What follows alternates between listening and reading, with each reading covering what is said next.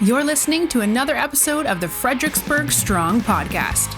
This is a local forum to inform and entertain our community, discuss local news, promote small businesses, and celebrate our hometown heroes with a little dose of humor to keep you entertained. Our mission is simple: to keep Fredericksburg strong.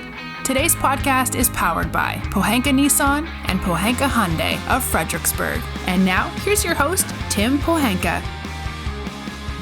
Good morning, everybody. It's Tim Pohanka. I have a great Fredericksburg Strong episode today because I am joined by the newest members of the Fredericksburg community, the owners of the FredNats. Welcome, everybody. Thank you. I am so happy. Art? Yeah.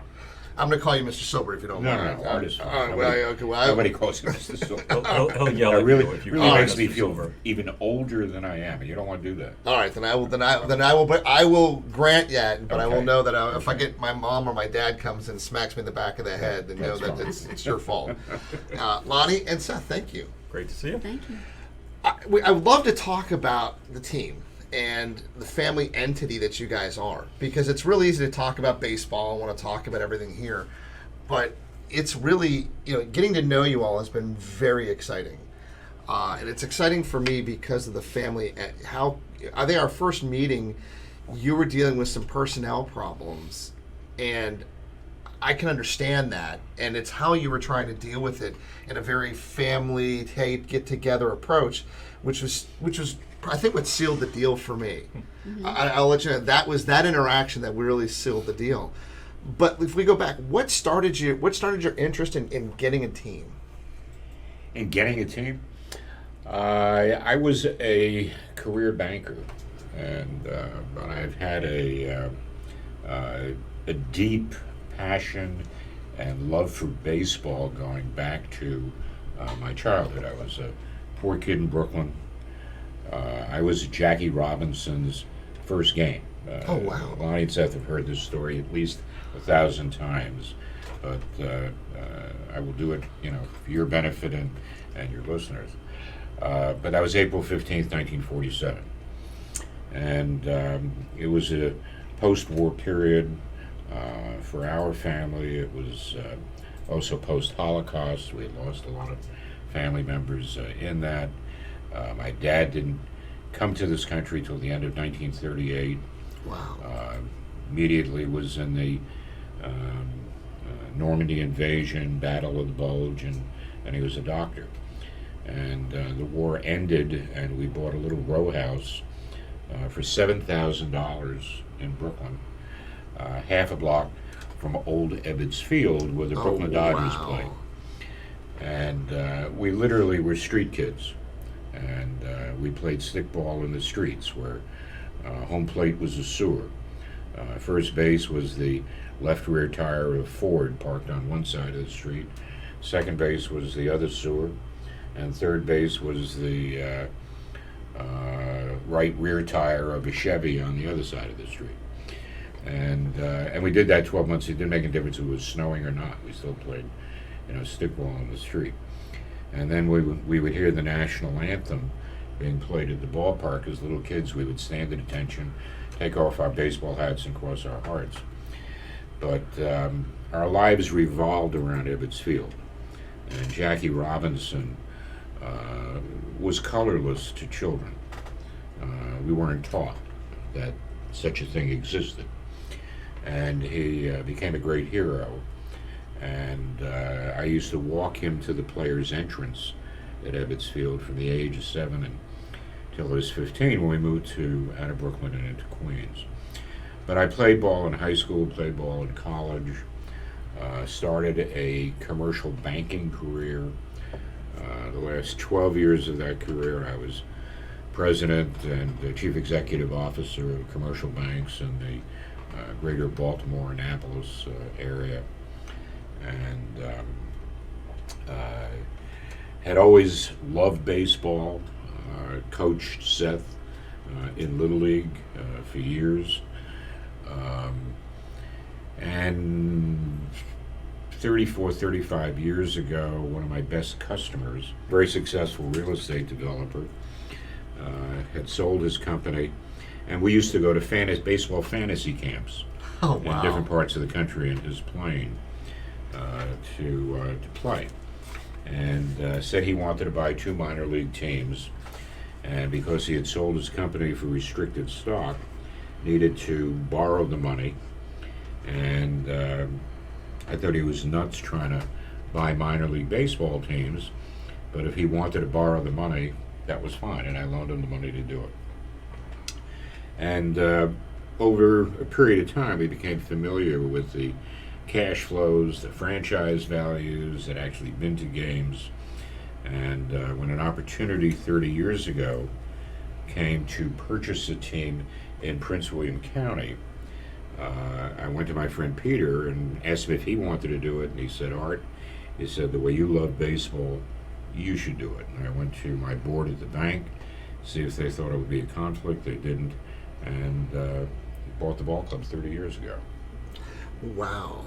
So the love of baseball, it was there, which is good, but it's just interesting to think that it was a friend of yours that went out there and started and did that, and you picked up the business or the financials of it, so to speak, from there. Now, you were living in Annapolis at the time. Yeah. Prince William, that's a pretty long distance. So what made that comfortable for you to do that? Well, my Ferrari was pretty fast. Oh, that helps. Okay, that's fair. That's fair. Now, again, and Virginia State Troopers are notoriously kind to people speeding, right? And it was a long time ago. Yeah, okay. But no, it was on the weekends. We all would come down to to the ballpark, and Lonnie was at the time working in our bank. Lonnie had started working. You were what, like 15, I think? Yeah, I was 15, started working in a different bank that you were president of at the time. Yeah. As opening new accounts and as a teller and that kind of thing. Okay.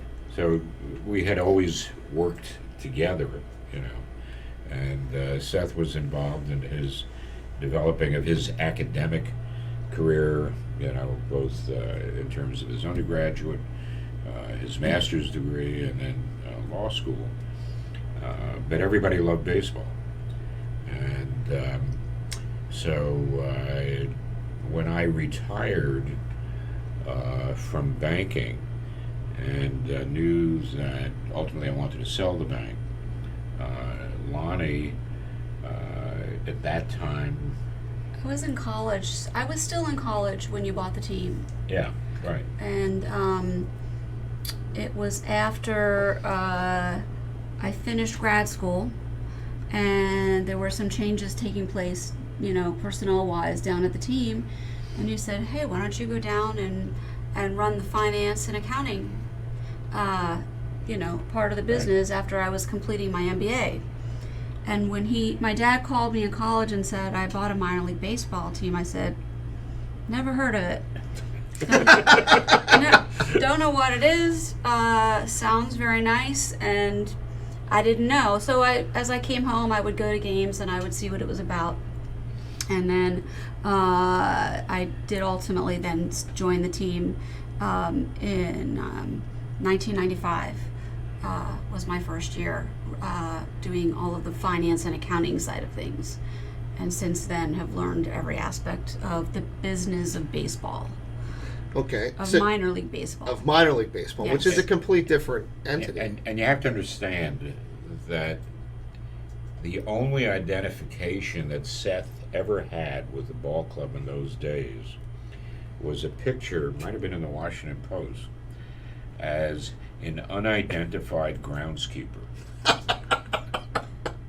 Maybe you can elaborate on that. Yeah, so 1994, I had just finished grad school before going to law school, and I had about a 9-month period. So I said, this is a good time for me to learn the business. So I went down and worked in the business. And to start, it's the hardest job I've ever had. Being a groundskeeper?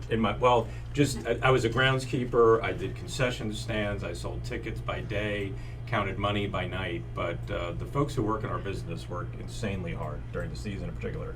It's a 9 to midnight job, 7 days in a row while the team's home. But there was one game, and when it rained, everybody put on their tarp clothes.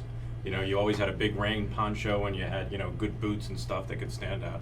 And everybody would go out and pull the tarp, and this photographer, I think it was for the Prince William paper, snapped a picture, which makes it look like I'm pulling the tarp by myself. And yeah, the caption was unidentified grounds crew member. So it was very funny. Those tarps aren't light. They're not light. And you put a little water you on have it, this it's even tremendous fear of getting caught in the tarp and lost in it. So that kept you motivated.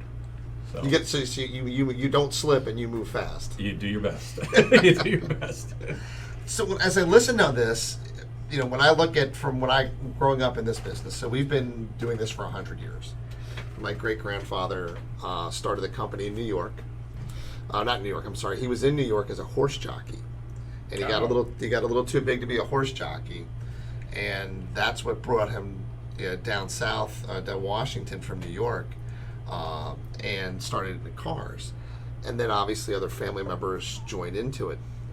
You were in banking. You went into we always look at what our parents, your family does, and you somehow get involved-ish in that in some regards. So you got involved with the banking side, but I'm not sensing that you were in love with the game of baseball.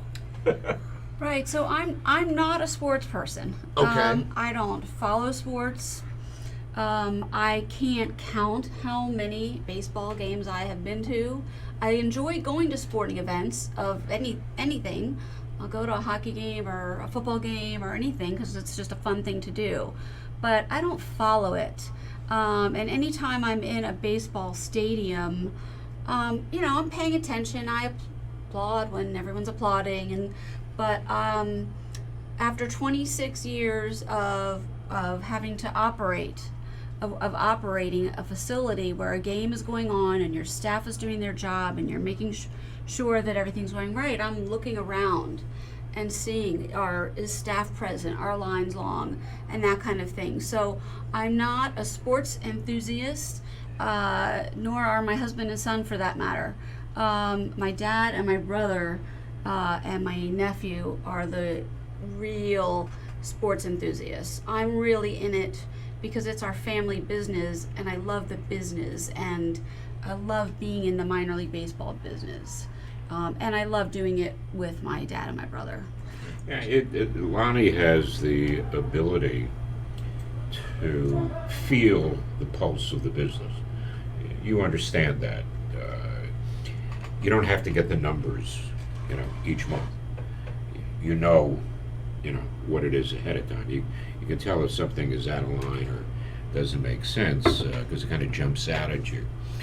But she could be walking through the stadium during a game, and there's a napkin on the floor, and she's the first person to pick it up. She may be the president of the ball club and own the ball club, but that piece of dirt she'll pick up, and because it's her business, it's her company, it's her family business, and there's that tremendous sense of pride, and in that the product that we put out is the best that we can put out. We're in show business. Without a doubt. We play 140 games a year. We have 70 home games. We have a producer, director, we have a script. With the new ballpark, we've got 4 built-in TV cameras behind home plate, center field, first base, third base. We have a roving TV camera that's manually held during all of the games to be with people, talk to them, show the home run porch that you guys are sponsoring and all the stuff you're doing out there. And the quality of the job and how it all comes together, the food, the parking, the stadium cleanliness, that all comes under her. Seth and I get the fun parts, in terms of the baseball, some of the marketing, doing stuff with the team, with the Nationals, and sitting and watching the games. She does the work. If it makes you feel any better, a friend of mine who is way into cars keeps going, hey, I want to buy a car dealership. What do you think? And I go, you really love cars? And he goes, yeah, I really love cars. I go, then don't. And he goes, why? Because you won't be able to sell any of them. You're going to fall in love with the car, and you're not going to, understand that it's a business as much as in this case, a sport. I think you have to have that. So I don't think it's a bad thing, because I know for me, I would love. There's lots of cars that you go, oh wow, it'd be great to own. I'm not buying. To me, after 30 years of doing this, it's a car. So I can relate to that a little bit. Well, one of the things that really makes the operation of a minor league team successful, whether it's games or other events, is your staff. And we have a fabulous staff. And it has to be an all hands on deck mentality, whether it's running out to pull the tarp, which I did once. I now at my age, I don't think I'm going to be pulling the tarp. We're going to leave it to the unnamed groundskeeper. Yeah, we'll leave it to the Unidentified. Yeah, I know. Yeah, So I really don't pull the tarp. And I also the one thing I always say I won't do is be the mascot, and that's really just because it's not my personality to do it. And we have fantastic people to do it. But I will, but it's not just me, it's the whole staff. We're picking up trash after games underneath the stands. If I see a long line at the gate, I'll start tearing tickets and help get people in through the gate, just like anybody would, handing out programs. We all are constantly looking around, asking for help, or just seeing that something needs attention, and we all jump in to help make the experience for our fans as good as possible, whether it's helping wrap hot dogs, or it could be anything, or needing to be on the field for an in-game contest. So that's what makes a minor league team successful, is the staff, and we have great leadership on our staff, and it's a great experience. It's a lot of fun, and it's a very interesting business too. It's a very interesting business and very unique. So it's a lot of fun. Now, outside of COVID, obviously, which has now created a huge challenge for any business, what are some of the biggest challenges that you face with the ballpark, on a game day situation, or with the team? Well, I think what we've created in Fredericksburg, and the way we did it, is really going to be a new model, I think, ultimately, in minor league baseball, and very possibly, both major leagues and the other sports as well, in terms of the way they finance the structure of a new facility. And the three of us have all been involved in one way or another in terms of putting all that together and designing the ballpark, probably more because of my financial background. Was more involved in the financing of it. But we had the extraordinary opportunity of being approached by a great city that wanted to cooperate as much as they could, and on as fiscally responsible basis as they could, in terms of trying to make what they considered to be a major amenity for the community occur. And the city council voted 8-0 to enter into an agreement with us. That doesn't happen. Oh no, you hear communities, it's a fight. And and I will say this, the previous to you all coming, the county and the area had an opportunity with another team, and it became a huge fight because of. Yeah, I mean, I think that one of the differences is that, and I think that the mayor understood this, and certainly the city manager and the director of economic development and members of city council, and I think the business people, including yourself, that were so welcoming to us when we first came in, is that we're not a company. We're family. And we've been in the business for 30 years, and we anticipate being in it for at least another 30 years. This is a passion for us, and There's no board of directors. There's no stockholders that we're responsible to. The three of us own the ball club together. Tragically, their mom died many, many years ago. And so it's, the three of us, they've got great husbands and wives, and they've got great children.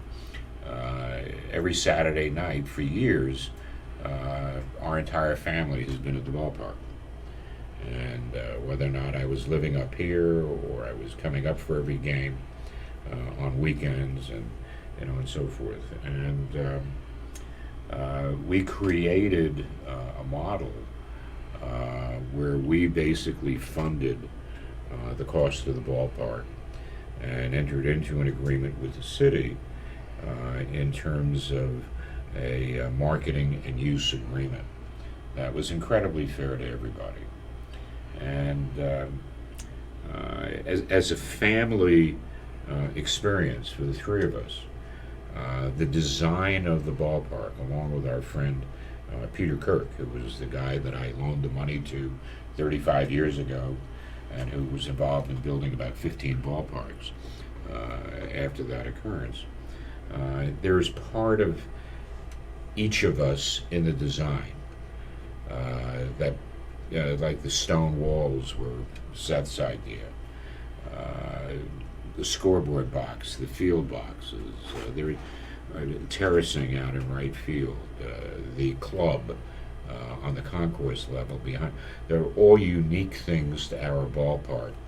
We're all things that we all individually contributed. And so my grandson, Seth's son, designed the crossbat entranceway, which is being fabricated right now, that's going to be very dramatic. Where the city, recognizing my relationship with Jackie Robinson, giving the address of the ballpark as being 42 Jackie Robinson Way. So the personal elements, the family involvement, you pick out some of the stuff that you were responsible for. Yeah, I mean, we've been trying to build this ballpark for a decade while. and a half. Yeah. And whenever I'm in any city and there's a minor league ballpark, I will drop in to see it. So there's a lot of little things that I picked up. We have the club area and the suite area behind our ballpark is 8 rows behind the home plate. That's the Charlotte AAA ballpark. That's where I picked that up from, because you really want those fans as close as possible. There's a independent league team that's kind of right next to O'Hare Airport that I visited that has this field suite that is in the left field wall, which is part of the home run porch. And that was an idea I picked up from them. And I think the thing I'm most proud of is this manual scoreboard that we have in right center, where a bunch of teams have manual scoreboards, but we have this one set up, so we're actually going to have 40 people sitting in front of the scoreboard and putting the numbers up themselves. So those are some of the things that make it different. I mean, I think the site is incredible, the trees are beautiful, and we really wanted the ballpark to fit in, and working the stone in and some of the materials we've used, it just kind of naturally fits in there. I think we had on July 4th, we had the fireworks show that you guys were involved in, but to finally actually have fans out there, we invited in our season ticket holders and sponsors and had hundreds of people in the ballpark to actually finally have people in there walking around, enjoying, watching Game 7 on the video board on a beautiful evening was just, that was rewarding. That's what you want to see, and that's what you start to remember about all the Saturday nights we had at the old ballpark, being able to do that here. Because the stadium's not a stadium until it's got people in it, right? Yeah, and then the other thing that really makes it a stadium was, what was it? Today is Thursday, so it was Tuesday. Yeah. Was the first home run that was actually hit Okay. in the ballpark. The Nationals, Major League Baseball, minor league baseball season's canceled, all 140 games.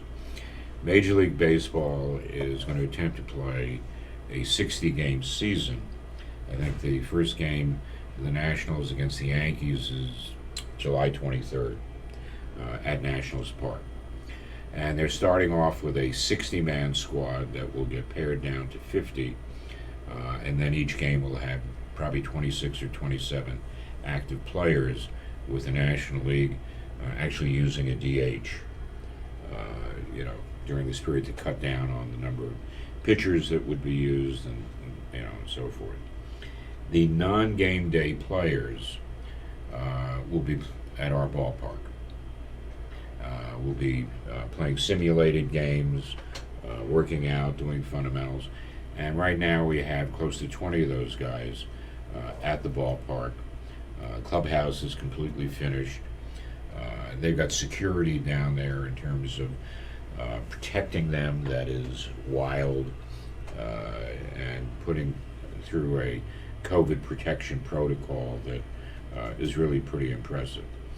So there was batting practice on Tuesday, and a catcher that we had last year was the first guy in, and he lines a ball over the fence.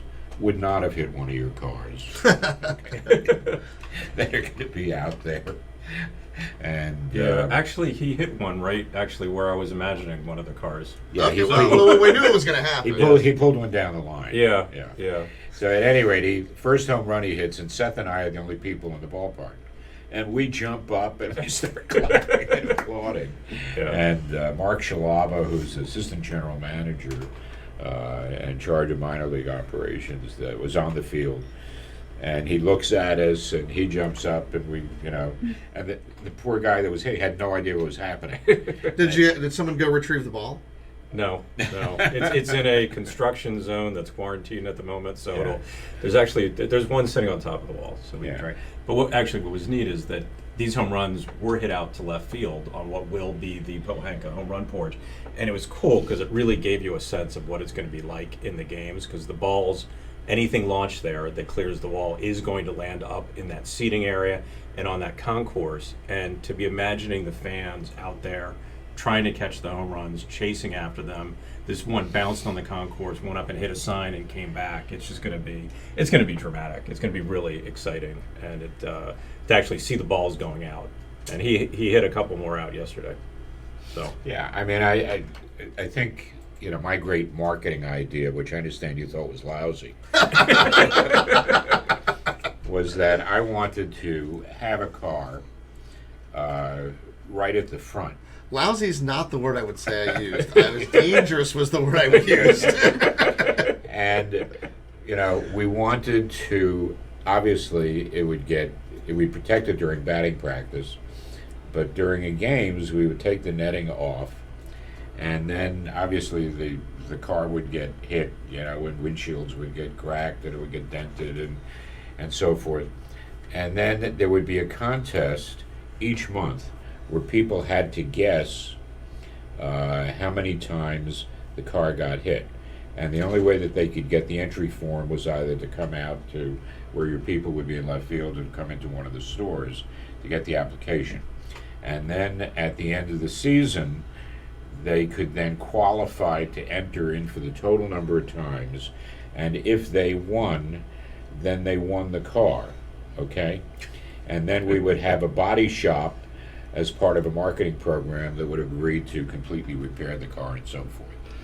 I didn't say it was lousy. I want to make sure we're very clear about that. I just want you to imagine your Ferrari out there. Yeah, I mean, we would have had it insured and everything. This is the example of why the guy who loves cars shouldn't be in the car business. So we had a hailstorm that came through. Oh, they're hard. And I learned something interesting about hail damage in cars. Nobody cares. That once if you sell them damaged, everyone loves them, and they'll buy them that way. And I'm like, I never thought of it that way. But I don't know about many baseball. A baseball ding and a hailstorm ding are not exactly the same on that. But yeah, that's. But I just want you to know, I didn't think it was lousy. I don't think that was the word. I think it was just more like. I mean, then you could have a fan, who would have to be sitting out in front of the car the entire game with a glove, trying to protect the car. Well, the thing I liked about the idea, I will say this, I thought, well, that could be my seat. That's right. I could have air conditioning. I could say, hey, where's the pull-up waiter, or whatever, where's the drive-through? But I was gonna. So you went and visited a lot of different baseball parks to come up with the idea, and that's a good idea. And it's a good idea. I mean, I think that's I've heard some golf courses are made where they look at different components to it. What are there's got to be. You said everyone had a journey into this. So what did you add to it? So what I added was sort of more aesthetic. My ideas were not nearly as significant as Seth's, and not revenue producing. She's more involved in designing the team offices. Well, team offices. Function. I did. Well, function. And this is where I wanted to ask about the function about. Yeah, I did have a vision of the seating bowl. So the main seating bowl, the seats are all blue. However, behind home plate in our the field Club and suites. Club seats. the diamond box seats, those are blue seats with red padding in the main seating bowl. And then, since the whole seating bowl was blue, I thought it needed a pop of red. And so the club seats and the suite seats are red with blue pads, and then the terrace boxes and the high top tables are red tables with blue seats. So it's sort of a blue seating bowl flanked by red in a couple of areas. And so, not that I'm a designer of any kind, but I thought that will probably look good, and I think it's turning out to look good. And then we little tiny decisions, like at the end of the row, the logo on the seat that shows the row, the letter of the row, that we alternated our primary logo and our cityscape logo. I was involved in I said let's alternate it. The F logo. So that alternates. So just a little details, but I'm more involved in helping get our front offices, ready to go for our staff, furniture, the functionality of that. Working with my husband. Actually, I mean, one of the other things you were very involved in, we literally at this time last year needed to develop our new logos in order to get them done and approved and on hats, because the lead time for producing hats is pretty long. And we, about this time was when we got the financing. We started designing the logo, and Lonnie and I were really leading that with a really talented guy who's done a bunch of minor league logos. And there was so much attention to detail in the F and the curl in the F and the colors and the lettering, and in particularly the cityscape logo. We spent so much time on that, including with a variety of the city officials, to make sure we got that right. That it really took a lot of time, and I think we're really proud of that. And I don't think Lonnie and I, with the staff we have, and you've gotten to know our staff, we have insanely creative people. That's not us. We are not the insanely creative people, but I think that's one thing we worked really hard at that got right. So if the attention, I've been very lucky. I met you at the park on an impromptu day, and I didn't even mean to. And you were kind enough to take us on a tour. The attention to detail. You were talking about the seats and at the end, the logos on the end. That makes a huge difference when you look at it. Yeah. When you look at the park, it doesn't come across as just a cookie cutter park that's been put together. We've in this area we've all been to FedEx Field, and it's put together on the cheap quick, and this is not. Because of the COVID, I haven't been able to travel, and hadn't been up here for 2 months, and so I got up here last Thursday, and I just needed on Sunday. I just needed to be by myself in the ballpark, and it was after the 4th of July celebration, and I just went over and I just wandered every nook and cranny by myself. Looked at electrical panels, a 25-foot long walk-in cooler, 25 by 15, giant refrigerator. Went into the suite areas, the seats. At some point in time, I want to sit in every seat, that's there. The thing that I'm most proud of, there are so many unique features that you just don't find. Now, the stonework really sets a tone of quality, and the stonework hasn't gone up over the main entrance yet. That's exposed block is all going to get that same stone that's behind home plate on the field and below the field, the bar suites and the club. I was there, and 5 guys came in, and I thought they were initially from the Nationals. And I went up, and I'm not going to say, but they all had a logo shirt on, and from one of the major international companies, not an auto company, but somebody that we've done business with. And they had to come out and see for themselves, because they viewed us in terms of where we had been for 34 years, and in terms of renewing their contract with us, which was food related. They didn't see us in terms of, their mouths dropped open when they walked in, and they saw the seating pool, and they saw everything that was totally unique. Well, I took them to what I think is going to be the most extraordinary part, and that was our club, that right now we're calling Club 42. That's on the main concourse behind home plate with suites on either end of it, and that's going to seat 200 people, and is going to have a bar that's in the shape of home plate, and the wood is going to be the same wood made by Fraser Wood Company here in Fredericksburg, out of the same material that bats are made out of. And each table is going to be made out of that wood. There's going to be 55 tables. And it's going to be a Hall of Fame theme, to where each table is going to be named after a member, and we asked our Founders Club people to vote for their top 50 members of the Hall of Fame. And I forget who 1, 2, 3, or 4 were, but it came in, and so the number 1 table maybe will be, Babe Ruth, or Henry Aaron, or Mickey Mantle, or Willie Mays, or Joe DiMaggio, or Ted Williams. And those will be the first tables up against the window, coming all the way back. Each table is going to have the actual signature of that player burned into the table. So that if you want to come up and you want to sit at the Mickey Mantle table, that's the reservation that you will make for dinner that night. It's from the upper suites, it looks down into the club. The view is spectacular. It's going to be open 12 months out of the year. It's going to be available for weddings, Christmas parties, New Year's Eve parties, and so forth. To me, that's probably one of the most unique parts of the ballpark.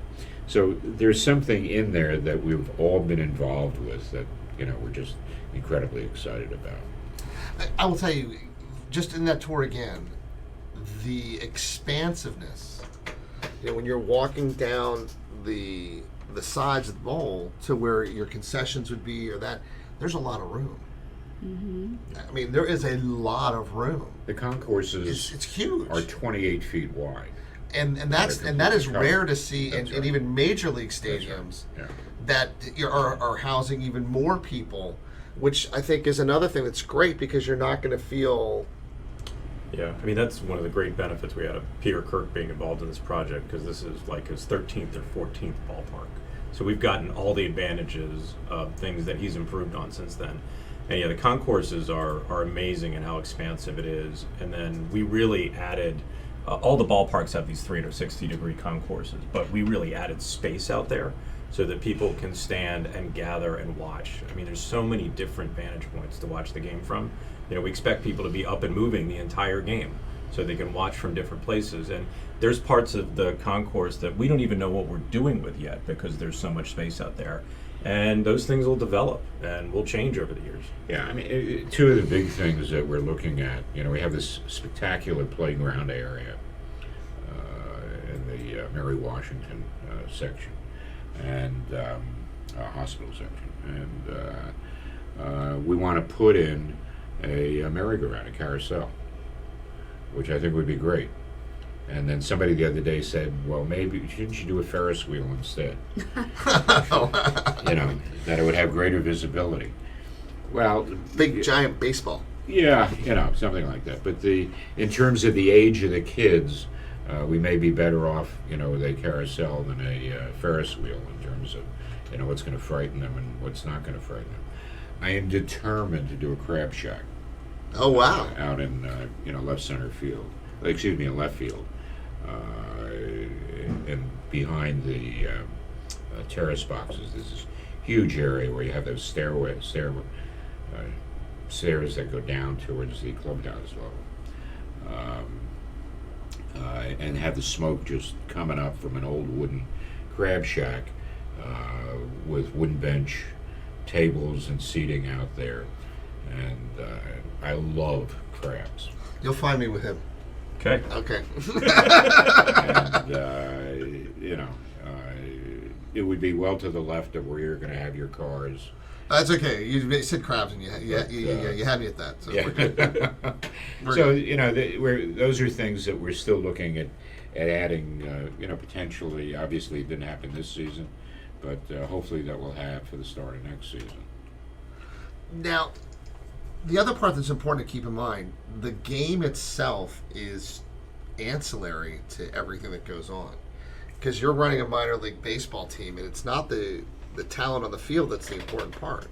You're competing for entertainment dollars, not necessarily sports dollars. Is that right? That's exactly right. So we are, like my dad said, we're in the entertainment business. We're in show business, and it's family friendly entertainment, an affordable price, in a safe environment, and whether we have bands pregame playing in the concourses, whether it's the on-field contests, whether it's the fireworks after the game, or the giveaways, or the kids run the bases, or a kids club event, or a reading program event. It's all about involving the community and bringing them in to have fun. There happens to be a great baseball going on and great player development going on, but because the makeup of the team changes, it could change daily as the players are getting called up, sent down, what have you. Real baseball fans, and I know there are a lot of real baseball fans in Fredericksburg, they are going to love the baseball part of it. And I think they may pay a little more attention in Fredericksburg to the baseball side of it than what took place in Woodbridge. But the main goal is to have a great fan experience and to enjoy the baseball. But it's a little hard to get attached to a team when the players are constantly changing. But that's the whole purpose of minor league baseball, is player development. And so you have to, that just goes along with it. Yeah, a winning team isn't one you're going to see for very long. Yeah, the fans in our business try to, in their minds, determine which player is going to be a star. And what we market are the future stars of the Washington Nationals. And when we bought the ball club 30 years ago, we were affiliated with the Yankees. And on that team we had guys like Andy Pettit, Jorge Posada,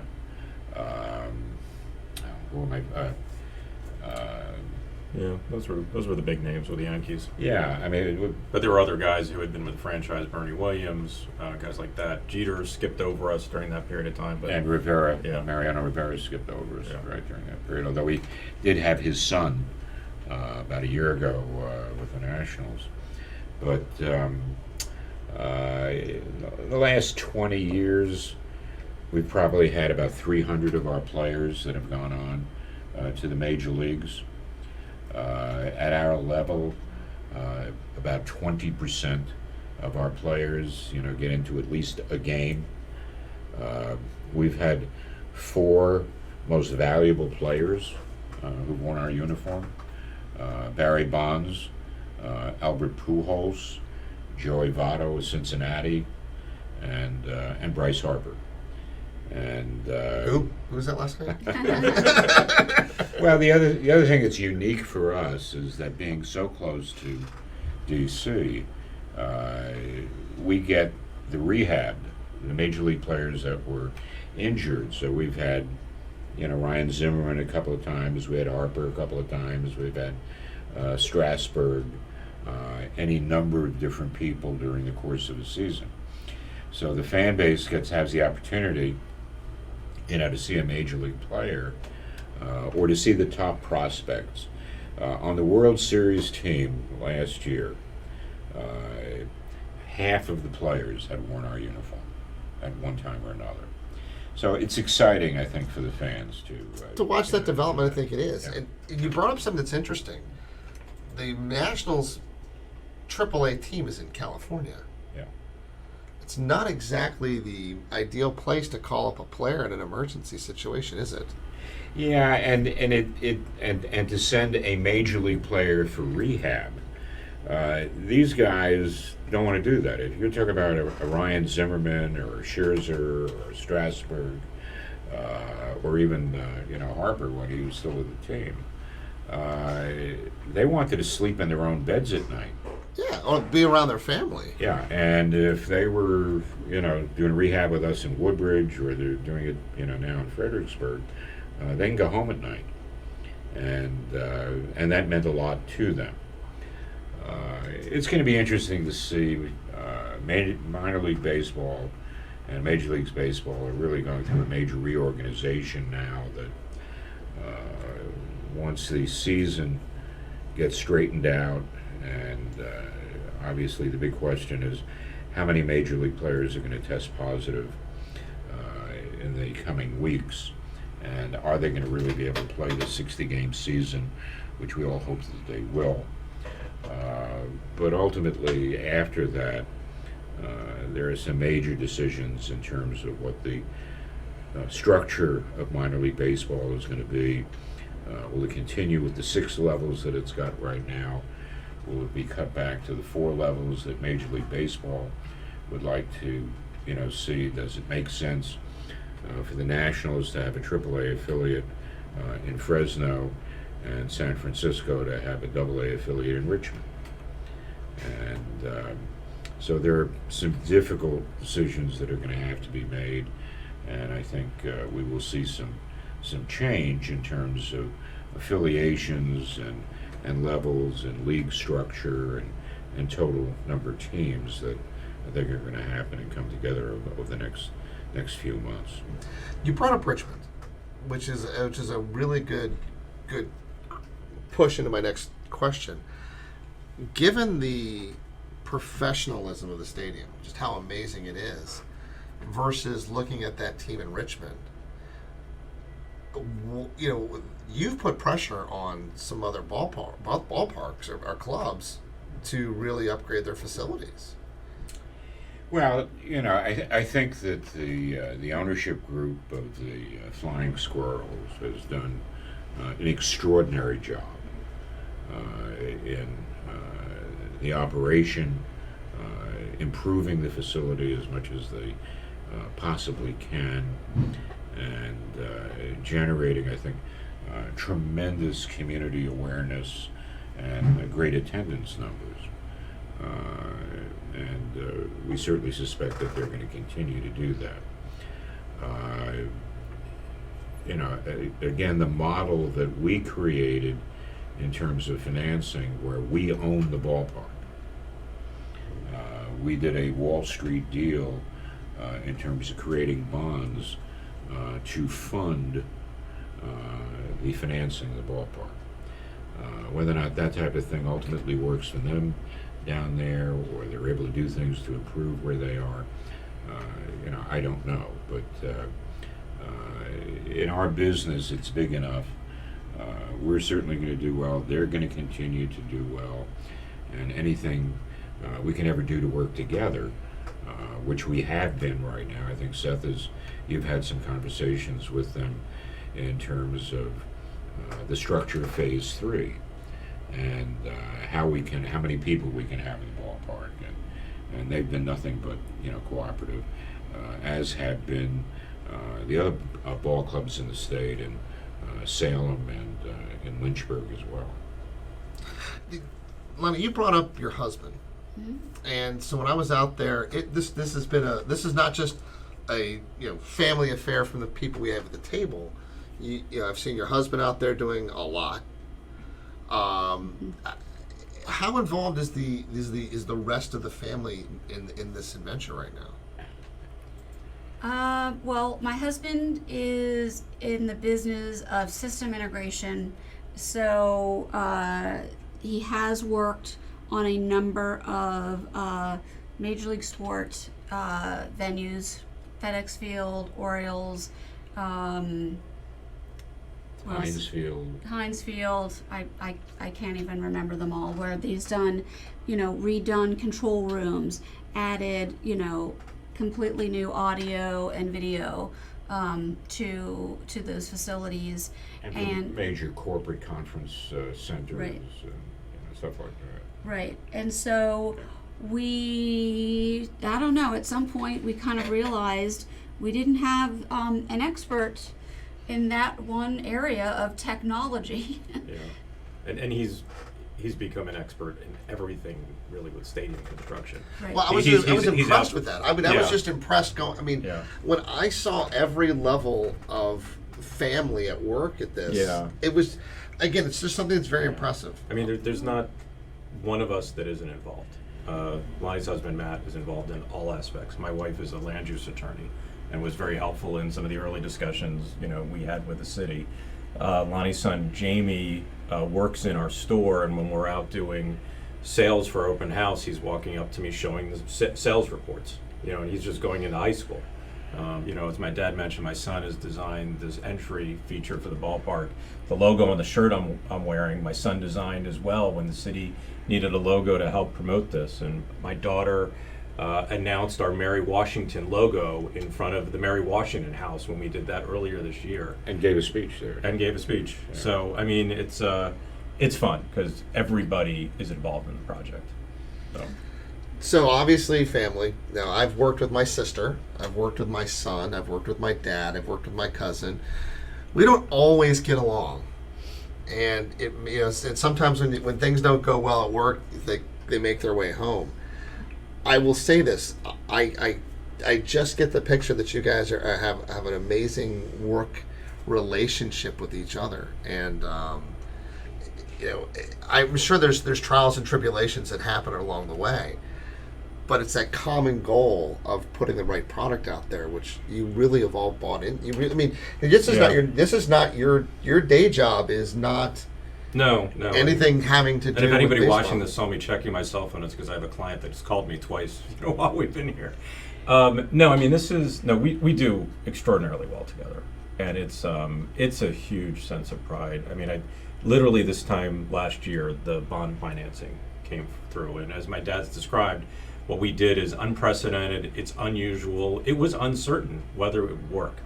And the moment we understood that the bonds were fully subscribed and we were going to have the funds to do this, the emotion involved in that is just beyond belief. We literally, when the deal closed, we were able to electronically hear $39,850,000 being transferred into the trustee's account, in Richmond, at U.S. Bank. It was a wild feeling. And, getting back to your question, I think there is among the three of us, there's no sense of ego, and there's no sense of I have to be right. Or I'm the father, and you have to do what I want to do, and and so forth. It's we really and we don't agree on everything, but if there are things that we don't agree on, we explain why, and then at some point it makes sense, and we just agree on it. I cannot think of something where any one of us said, this is the way I want it done, and it has to be, and I don't care, what you think. In terms of any of the design things or any of the issues, it's just been, I am happy to say that my daughter and my son are smarter than I am in a number of ways. There is, and the kids have heard me say this, there is a Hebrew word called chacham, which means wisdom or wise man. And the definition of wisdom is knowing what you don't know. And I'd like to think that at almost 80, a couple of days from now, that if there's anything that I've learned, it's what I don't know. And fortunately, my children fill in a lot of those gaps. And we have a great relationship working together. There's obviously a tremendous love and a bond among the three of us, and then tied in with my daughter-in-law and my son-in-law and all three grandchildren. But there's a tremendous amount of respect as well. It's just never been an issue. It's funny you should say the respect, because that was what was going through my mind in each of the dealings we've had, whether it was just you and I, or you and I, and now that I've met you, which is I'm very grateful for. It is a respect that you have for one another, and a love. I mean, that obviously has to be there. When you look at the stadium and you look at where you are right now, have you three sat in the stadium together and just took a breath? Yeah. And just looked at it? I mean, how was that?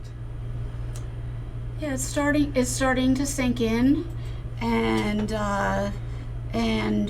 the joy, even without baseball, and the joy that seeing what we created together after so many years, and after all the hard work with getting the finance, what we put together is it's really indescribable, and that we did it as a family.